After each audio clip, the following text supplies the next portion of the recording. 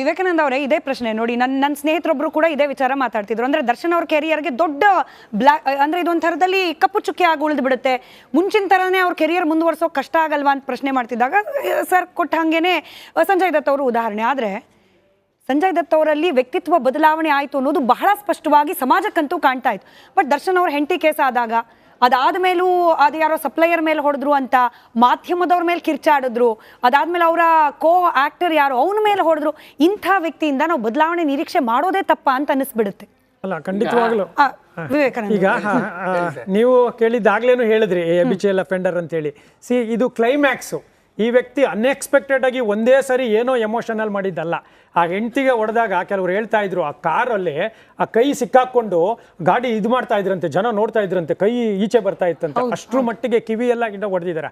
ಅದಾದ್ಮೇಲೆ ಬಂದು ಅವರು ಕ್ಷಮಾಪಣೆ ಕೇಳಿದ್ದಾರೆ. ಅದಾದ್ಮೇಲೆ ಆ ಸಂದೇಶ್ ಪ್ರಿನ್ಸ್ ಹೋಟ್ಲಲ್ಲಿ ರಾತ್ರಿ ಎಷ್ಟೋ ಒಂದು ಹೊಡೆದಿದ್ದಾರೆ. ಇನ್ನೊಬ್ರು ಅದ್ಯಾವುದೋ ಒಂದು ಪುನೀತ್ ರಾಜ್ಕುಮಾರ್ ವೈರಲ್ ಆಗಿದೆ, ಪುನೀತ್ ರಾಜ್ಕುಮಾರ್ ಹಾಡ್ ಹಾಕಿ ಅಂದಿದ ತಕ್ಷಣ ಅವ್ರನ್ನ ಹೊಡೆದಿದ್ದಾರೆ. ಅಂದ್ರೆ ಈತನಲ್ಲಿರುವ ಅಪರಾಧಿ ಮನೋಭಾವ ಏನಿದೆ ಅದು ಡೆವಲಪ್ ಆಗಿ ಈ ಹಂತದಲ್ಲಿ ಏನೋ ಮಾಡಕ್ ಹೋಗಿ ಅದು ನೋಡಿ ಎಲ್ಲರೂ ಹೇಳ್ತಾರೆ ಕುಡಿದ್ರೆ ಮನುಷ್ಯನೇ ಆಗಲ್ಲ ಅಂತ. ಏನ್ ಅರ್ಥ ಏನದು? ರಾಕ್ಷಸತ್ವ ಸಮಾಜದಲ್ಲಿ ಇದೀವ ನಾವು. ಕುಡಿತಾರೆ, ಎಷ್ಟೋ ಜನ ಕುಡಿತಾರೆ. ಆಮೇಲೆ ಈಗ ಭರತ್ ಅವ್ರು ಹೇಳ್ದಂಗೆ ಬೇರೆಯವ್ರು ಹೇಳ್ಕೊಟ್ಬಿಟ್ರು ಅವ್ರು 1000 ಜನ ಹೇಳ್ಕೊಡ್ತಾರೆ, 1000 ಜನ ನಮಗೂ ಸುಪಾರಿ ಕೊಡ್ತಾರೆ, ಹೋಗಿ ಹೊಡೆದ್ಬಿಡಿ ಅಂತ. ನಮಗ್ ಪ್ರಜ್ಞೆ ಇರುತ್ತಲ್ಲ, ಅಂತ ವ್ಯಕ್ತಿಗೆ ಆ ಕಾರಣಕ್ಕಾಗಿ ಭವಿಷ್ಯ ಅಂತೂ ಈ ಸದ್ಯಕ್ಕೆ ಸಾಹೇಬ್ರು ಹೇಳ್ದಂಗೆ ಈಗಿನ ಕಾಲದಲ್ಲಿ 1ನೇ ಕ್ಲಾಸ್ 2ನೇ ಕ್ಲಾಸ್ ಮಕ್ಕಳಿಗೆ ಗೊತ್ತಿರುತ್ತೆ ಯಾವ್ದು ಸರಿ ಯಾವ್ದು ತಪ್ಪು, ಯಾವ್ದು ಮಾಡಿದ್ರೆ ಏನಾಗುತ್ತೆ ಅಂತ ಹೇಳಿ. ಅದರಿಂದಾಗಿ ಆ ತರದ ಇದೇನಿಲ್ಲ. ಆದ್ರೆ ಒಂದೇನಂದ್ರೆ ಈ ಕ್ಷಣದಲ್ಲಿ ನೀವು ಖಂಡಿತವಾಗ್ಲೂ ಅವರ ಮೇಲೆ ಕಪ್ಪು ಮೋಡ ಬಂದಿದೆ, ಅವರು ರಿಕವರಿ ಆಗುವ ಸಾಧ್ಯತೆ ತುಂಬಾ ಕಡಿಮೆ. ಆದರೆ ಕಾಲ ಸರಿದಂತೆ ಒಳ್ಳೊಳ್ಳೆ ಲಾಯರ್ಸ್ ಇದ್ದಾರೆ ನೋಡಿ. ಇದನ್ನ ಎಷ್ಟು ಕ್ರಮಬದ್ಧವಾಗಿ ನೀವು ತನಿಖೆ ಮಾಡಿ ಚಾರ್ಜ್ ಶೀಟ್ ಹಾಕ್ತೀರಿ, ಅಷ್ಟೇ ಕ್ರಮಬದ್ಧವಾಗಿ ನಡಿ ಈಗ ಶುರು ಮಾಡೋಣ.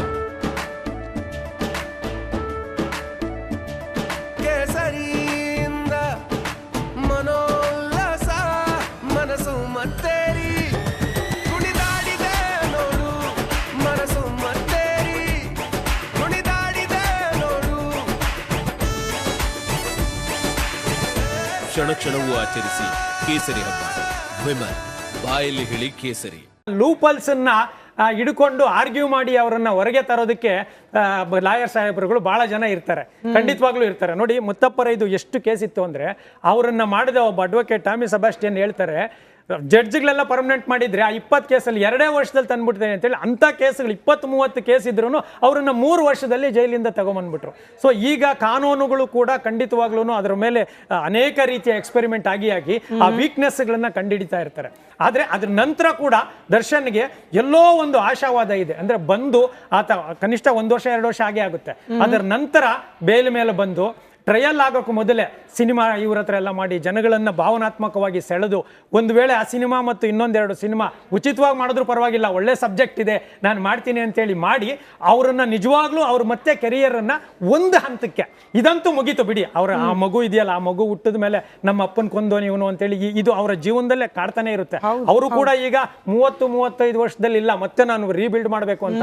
ಈಸ್ 47. ಸೊ ಅದೆಲ್ಲ ಕಾರಣ ಇರೋದ್ರಿಂದ ಮತ್ತೆ ರಿಕವರ್ ಆಗುವ ಚಾನ್ಸಸ್ ತುಂಬಾ ಕಡಿಮೆ ಇದೆ.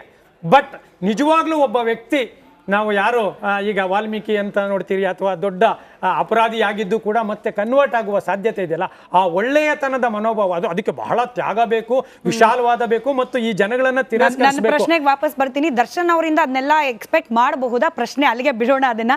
ಸಂಗ್ರಾಮ್ ಸಿಂಗ್ ಸರ್, ಈಗ ಈ ಪ್ರಕರಣದಲ್ಲಿ ಅನೇಕರನ್ನ ಆರೋಪಿಗಳನ್ನು ನಿಲ್ಲಿಸಲಾಗಿದೆ. ಅವನು ಯಾರೋ ಆಟೋದಲ್ಲಿ ಕರ್ಕೊಂಡು ಹೋದಂತೆ ಅವನು ಫಿಟ್ ಆಗಿದ್ದಾನೆ, ಯಾರೋ ಕಾರ್ ಕುರಿ ತರಕ್ಕೆ ಅಂತ ಇಸ್ಕೊಂಡು ಹೋದ್ರಂತೆ ಅವನು ಇನ್ವೆಸ್ಟಿಗೇಷನ್, ಅವ್ರದೆಲ್ಲ ಕತೆ ಏನಾಗುತ್ತೆ ಅಂತ ಹೇಳಿ. ಯಾಕಂತಂದ್ರೆ ಒಬ್ಬ ಆರೋಪಿ ಅವ್ರಿಗೆ ಡೆತ್ ಸೆಂಟೆನ್ಸ್ ಏನಾಗಲ್ಲ, ಲೈಫ್ ಇಂಪ್ರಿಸನ್ಮೆಂಟ್ ಆಗಲ್ಲ. They may be release after 6 months or ಇದ್ರ ಮೇಲೆ ಅವ್ರಿಗೆ ಮೇಲೆ ಅಷ್ಟೊಂದು ದೊಡ್ಡ ಕೇಸ್ ಏನಾಗೋದಿಲ್ಲ ಅವ್ರ ಮೇಲೆ. ಯಾಕೆ ಫಾರ್ ಎಕ್ಸಾಂಪಲ್ ಹೋಗೋ ಇದು ದುರ್ಗಕ್ಕೆ ಹೋಗಿದ್ದೆ ಅವ್ರಿಗೆ ಎತ್ಕಾಕೊಂಡು ಬರ್ರೋ ನೋಡೋಣ ಅಂತೇಳಿ ಅವ್ರು ಹೋಗ್ತಾರೆ. ಅವ್ರ ಪಾಪ ಲೈಕ್ 4-5 ಜನ ಹೋಗ್ತಾರೆ ಇವನಿಗೆ ಯಾರಿಗೆ ಸ್ವಾಮಿ ಕರ್ಕೊಂಡು ಬರೋದಕ್ಕೆ. ಅಲ್ಲಿಂದ ಆಯ್ತೇನೋ ಹಿಡ್ಕೊಂಡ್ರಂದ್ರೆ ಆಯಿತು ಕರ್ಕೊಂಡ್ಬಂದ್ಬಿಡಿ ಇದತ್ತ ಅಂತ ಹೇಳಿದೆ. ಅವರು they don't have the knowledge for killing. But here what happens here, ಇದರಲ್ಲಿ ಏನಾಗಿದೆ, ಇದರಲ್ಲಿ ದರ್ಶನ್ಗೆ they wanted to bring that person to Bangalore city and to his shed by kidnapping. ಶೆಡ್ಡಲ್ಲಿ ನಾವು ಏನು ಮಾಡಬೇಕು ಅನ್ನೋದು ನಮಗೆ ಗೊತ್ತಿದೆ.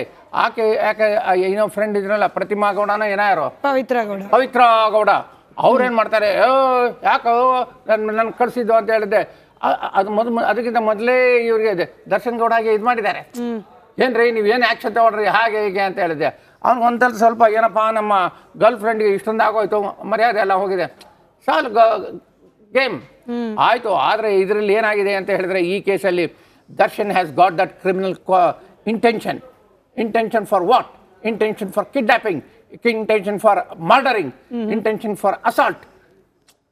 ಹೌದಾ? ಇದೆಲ್ಲ ಆಗಿದೆ. ಹಿಂದಿನ ನಾವು ಕೇಸ್ಗಳು 4-5 ನೋಡ್ತು ಅಂತ ಹೇಳಿದ್ರೆ ಇದೆಲ್ಲ ಆಗಿದೆ ಅವನಿಗೆ.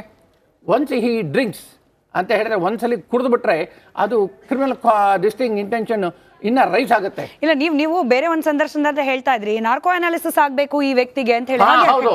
ಯಾಕೆ ಹಾಗೆ ಅಂತ ಹೇಳಿ? ನಾರ್ಕೋ ಅನಾಲಿಸಿಸ್ ಯಾಕೆ ಆಗಬಾರ್ದು? ಈಗ ದರ್ಶನ್ಗೆ ಹಾಕಬೇಕು narco analysis, truth will come out.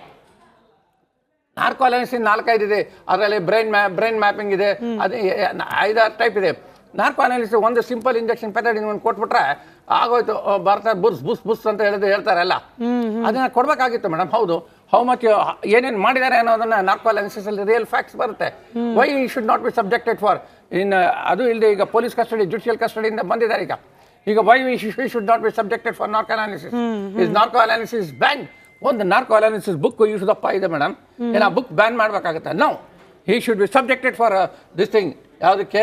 Narco analysis ನೋಡಬೇಕು, truth how many this thing offences he has done ಅಂತ ಹೇಳಿದೆ. ಸಿಂಪಲ್ ಅವಳ ಹೆಂಡತಿಗೆ ಹೊಡೆದ್ರೆ ಅಂತ is it not a small? ಹೌದು, ಪಬ್ಲಿಕ್ ನೋಡ್ತಾರೆ, ಹೌದಾ ಏನಪ್ಪ ಅವಳ ಹೆಂಡತಿ ಅಷ್ಟೇ ಆಗಿದ್ದಾನೆ, ಅವಳಿಗೂ ಹೊಡಿತಾಳಲ್ಲ, ಕುಡಿದಿದ್ದೆ ಇವನು, ಮಗು ಹೊಡಿತಾನೆ, ಸ್ನೇಹಿತರಿಗೂ ಹೊಡಿತಾನೆ, ಎಲ್ಲರಿಗೂ ಕುಡಿದಿದ್ದೆ ಹೊಡೆದ್ರೆ where it stands? It stands for is conspiracy, criminal mind ಇರೋದ್ರಿಂದ ಆಗುತ್ತೆ. That's why I wanted that he should be subjected for ನೋಡೋಣ ಏನಾಗುತ್ತೆ ಅಂತ ಹೇಳಿ. ಭರತ್, ನಾರ್ಕೋ ಅನಾಲಿಸಿಸ್ ಆಗಲ್ಲ, ಇವನ್ ಕತೆ ಹಾಕ್ಬೇಕು ಅಂತ ಹೇಳಿದ್ರೆ ಬಹಳ ಅದಕ್ಕೆ ಧೈರ್ಯ ಬೇಕು ಮೇಡಮ್. ಅದಕ್ಕೆ ಪೊಲಿಟಿಕಲ್ ಇದಿರುತ್ತೆ, ಏನೋ ಬಿಲ್ ಇರುತ್ತೆ. ಹುಷಾರಾಮಲಿಕ್ಕೆ ಅವನಿಗೆ ನಾರ್ಕೋ ಅನಾಲಿಸಿಸ್ ಅದು ಇದು ಹಾಕ್ಬಿಟ್ಯಾ, ಬೇಡ ಹೋದ್ರು ಅಲ್ಲಿ ಬಿಡು ಅಂತ. ಯಾರ್ಯಾರ ಹೆಸರು ಆಚೆ ಬರುತ್ತೋ ಅನ್ನೋ ಭಯ ಬೇರೆ. ಈಗೇನೋ ಮಿನಿಸ್ಟರ್ಗಳ ಹೆಸರು ಬೇರೆ ಕೇಳೋಕ್ ಸಿಗ್ತಾ ಇದೆ, ಅವ್ರದೆಲ್ಲ ಆಚೆ ಬಂದ್ಬಿಟ್ರೆ ಭಯ. ಎನಿವೆ, ಕ್ಯಾಪ್ಟನ್ ಅರ್ಜುನ್ ಕೊಂದಿದ್ದು ಯಾರು? ಅವ್ರ ನರೇಟಿವ್ ಎಲ್ಲಿ ತಂದಿಟ್ಟಿದ್ದಾರೆ ಅಂತಂದ್ರೆ ಸಂಪತ್ತನ್ನ ಹಂಚಿಬಿಡೋದು ಅಂತ. ಇದು ಸ್ಟುಡಿಯೋ ಟಿಪ್ಪು ಜಯಂತಿ ಮಾಡಕ್ಕೆ ಅವ್ರಿಗೆ ಖಂಡಿಸಿದ್ರು. Very nice. ಯಾರು ತಪ್ಪು ಮಾಡಿರೋದಿಲ್ಲಿ? ಓಲೈಕೆ ಹೇಳಿಕೆ ಇದು ಅಂತ ಹೇಳಿ ಯಾಕೆ ಪರಿಗಣಿಸಬಾರ್ದು? ವೇದಿಕೆ ಇದು ಫೋಟೋ ಎಲ್ರಿಗೂ ಒಂದು ಟೈಮ್. ನಿಮ್ಮ ಸಮಯ ಮುಗಿದಿದೆ. ಅವ್ರು ಹೇಳಕ್ಕಿಂತ ಮುಂಚೆನೆ ಹೇಗೆ ಪ್ರತಾಪ್ ಸಿಂಹ ಪಾಸ್ ಕೊಟ್ಟಿದಂತ ಆಗ್ಲಿ ಡಿಕ್ಲೇರ್ ಆಗೋಗಿತ್ತು ಅಂತ ನನಗೊಂದು ಡೌಟ್ ಬಂತು. ಸಾಕು ನಿಲ್ಸಿ. ಕೆಟ್ಟ ಪದ ಬಳಕೆ ಕಾಂಪಿಟೇಷನ್ ಇಟ್ಟಿಲ್ಲ ನಾವಿಲ್ಲಿ.